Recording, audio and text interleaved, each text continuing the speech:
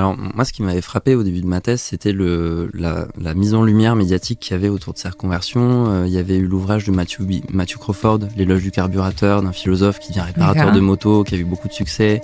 Il y avait eu Arthur Lockman qui est philosophe, je crois, et qui est devenu charpentier, qui était invité beaucoup sur les plateaux. Donc il y avait une sorte de fascination un peu pour ces bifurcations professionnelles. Et souvent, ce qui ressortait, c'était qu'il y avait quand même cette idée que ça demandait beaucoup de courage, beaucoup d'audace, que ça allait un peu à contre-courant. Je pense d'autant plus que ces métiers, donc moi c'était des métiers du bâtiment, de l'artisanat de bouche, c'est des métiers qui sont réputés peu qualifiés, pénibles, difficiles. Quand on se met à son compte, ça veut dire qu'il faut aussi gérer tout ce qui a trait à la gestion d'entreprise.